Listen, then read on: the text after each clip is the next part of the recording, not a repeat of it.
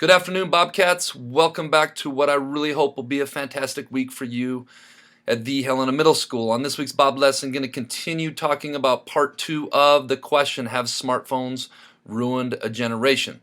In talking to a few of your advisor teachers, I'm hearing that there was a lot of healthy discussion back and forth on this topic, which is great.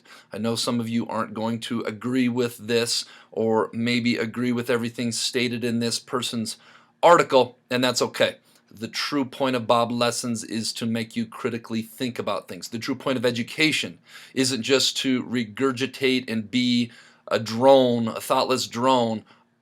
The true point of education is to do your own thinking and make your own informed decision on things. So let's get rock and roll on this B.O.B Lesson. Hope everybody goes out and makes it a great week at the Helena Middle School. And we are off and running on part 2 of Have Smartphones Destroyed a Generation? But first, let's be our best this week at HMS. Let's be B.O.B. Let's be safe. Let's be responsible. Let's be respectful.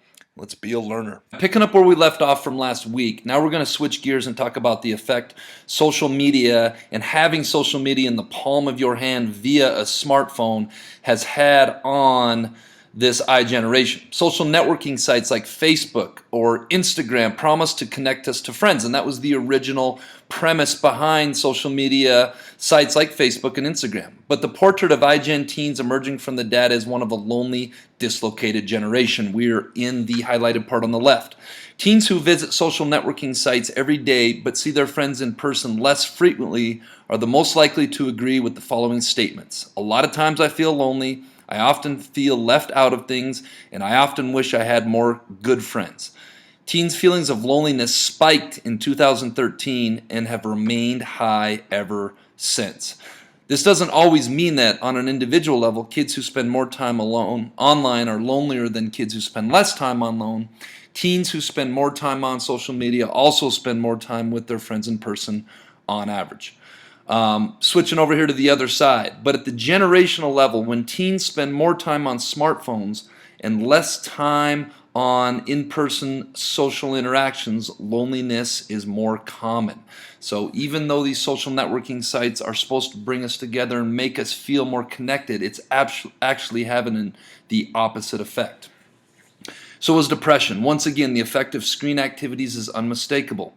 The more time teens spend looking at screens, the more likely they are to report symptoms of depression. 8th graders, which is your guys' age, who are heavy users of social media, increase their risks of depression by 27%. While those who play sports, go to religious services, or even do homework more than the average teen cut their risk significantly. Pretty eye-opening. So what's the connection between smartphones and the apparent psychological distress this generation is experiencing? For all of their power to link kids day and night, social media also exasperates the age-old teen concern about being left out. Today's teens may go to fewer parties and spend less time together in person, and we know they do that because of their devices. But when they do congregate, let's get together, they document their hangouts relentlessly on Snapchat, Instagram, Facebook. Those not invited to come along are keenly aware of it. Accordingly, the number of teens who feel left out has reached an all-time high across age groups. Like the increase in loneliness, the upswing in feeling left out has been swift and significant. This trend has been especially steep among girls. 48% more girls said they often felt left out in 2015 than in 2010, compared with just 27% more boys. Why is this? Well, girls use social media more often, the research says, giving them additional opportunities to feel excluded and lonely when they see their friends or classmates getting together without them. I hear about this all the time in my office of people that found out that their friends were hanging out without them or had a birthday party or a sleepover, and they never would have known it if it wasn't for it getting documented on Snapchat and Instagram.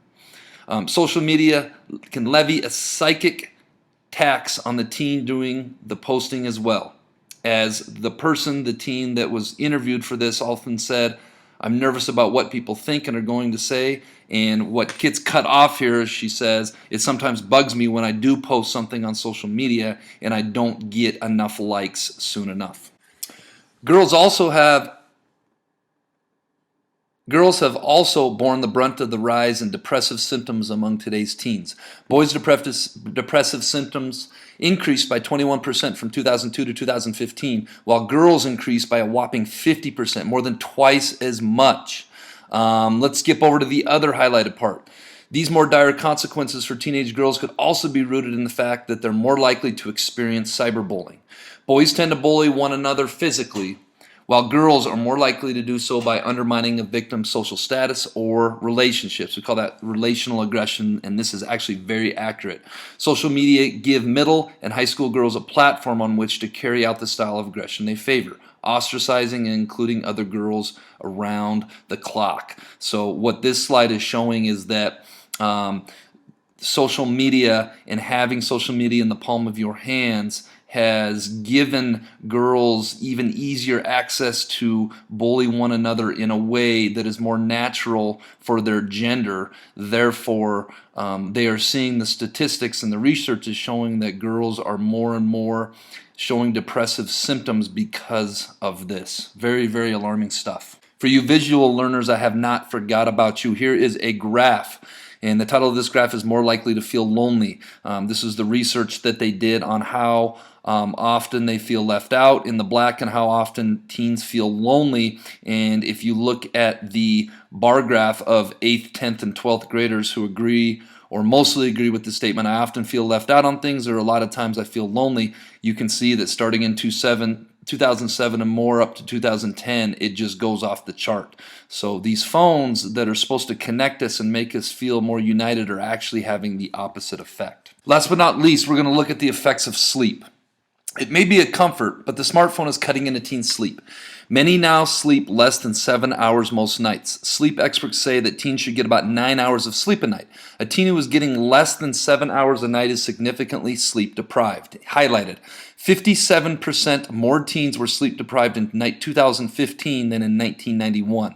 In just the 4 years from 2012 to 2015, 22% more teens failed to get 7 hours of sleep. And if we hit across to the other side, the increase is suspiciously timed. Once again, starting out when most teens got a smartphone.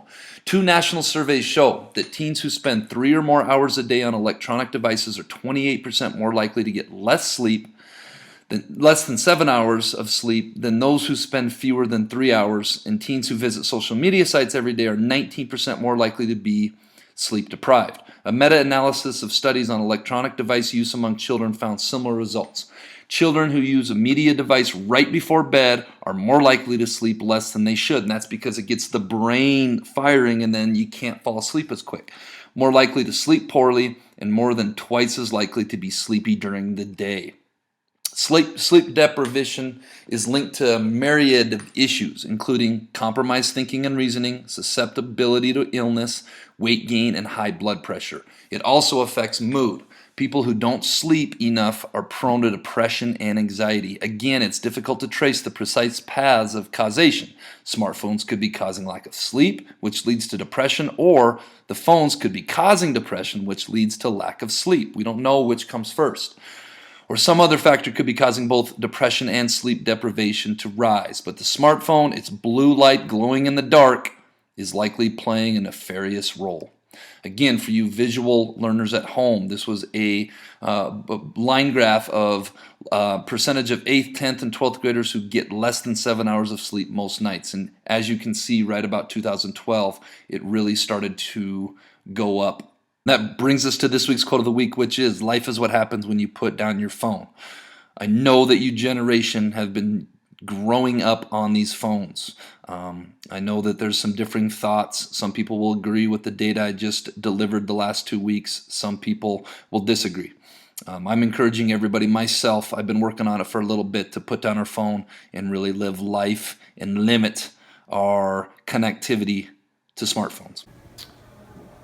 All right, Bobcats, if we're at the front entrance of the school and we take a left and we go by the main office and we come into the student services center, there is a box right here marked B.O.B Lesson answers. There are some slips of paper in there. Simply put your answer on the slip of paper, fold it in half, put it in and wait for the following week to see if your name is drawn. I apologize, 6th graders and new 7th and 8th graders should have done a better job explaining this, but now you know where to submit your Bob Lesson answers. Let's get to this week's Jellybean Question of the Week winners, who are Jackie Olson, Jacob Cooley, Devlin Madden, my friend Charlotte Tamil, and Allie Mincemoyer. The answer last week's Jellybean Question of the Week was, I would accept a candle or a pencil because I try to be a nice person. This week's Jellybean Question of the Week is, what is black when you buy it, red when you use it, and gray when you throw it away? If you think you know the answer to the Jellybean Question of the Week, submit your answer no later than Friday. Tune in next week to see if you're a winner. All right, Bobcats, let's go make it a great snowy week in September turning to October here at the Helena Middle School.